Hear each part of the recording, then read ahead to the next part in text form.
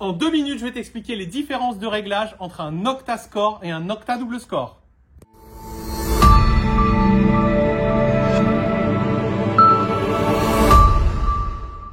Quelles sont les différences entre les scores et double score? Ces deux appareils Nocta Macro sont rigoureusement identiques, même canne, même disque, même fréquence, même mode.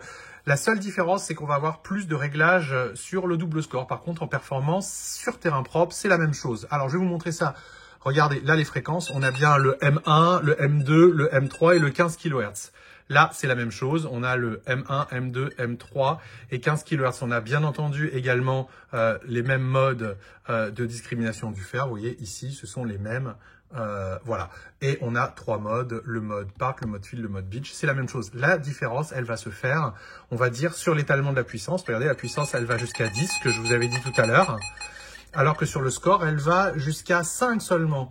Est-ce que ça veut dire que le score est moins puissant? La réponse est non, c'est tout simplement que la puissance est plus étalée sur celui-là. Pareil, sera un petit peu plus précis quand vous le réglez en puissance. Mais sinon, c'est la même chose, ils ont les mêmes performances en profondeur sur quasiment tous les types de cibles en terrain propre. Non, si vous prenez un double score, vous aurez davantage de réglages qui vous permettront de faire la différence dans des terrains plus difficiles ou plus pollués. Et je vais vous montrer ces réglages avancés du double score.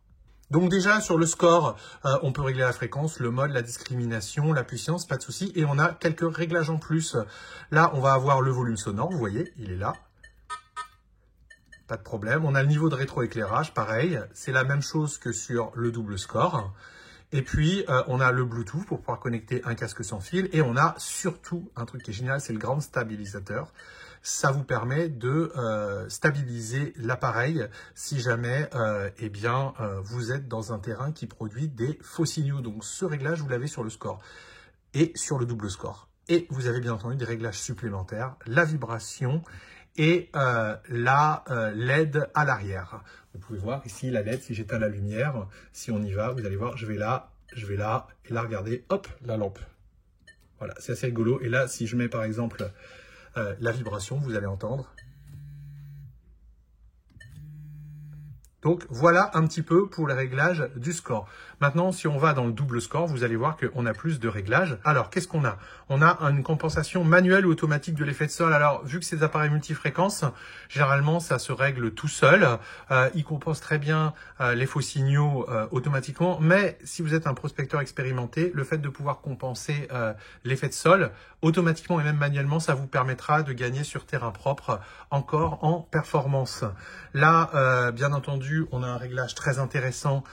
Vous allez voir, c'est la réactivité. La réactivité vous permet, sur un terrain peu pollué, de passer sur une réactivité basse et de gagner en performance. 2, c'est quelque chose qui est une valeur médiane. Et 3, terrain très pollué, vous dites au détecteur d'aller plus vite entre les cibles. On perd un peu en profondeur, mais par contre, on va attraper des cibles l'une à côté de l'autre. Par exemple, on va attraper une petite pièce à côté d'un clou. Ça, c'est grâce à ce paramètre de réactivité. Ensuite, on a ce mode-là qu'on a vu, c'est tout simplement l'iron bias, qu'on appelle le filtre ferreux. Ça permet de mieux éliminer les ferreux complexes. Là, on retrouve bien entendu les réglages communs du score, le volume, le rétroéclairage, le Bluetooth, le stabilisateur de sol. Et bien entendu, sur le double score, vous avez des modes personnalisés ici. Et là, vous pouvez régler comme vous le souhaitez le notch avec la discrimination. Voilà essentiellement les deux différences de réglage que vous avez entre le double score et le score.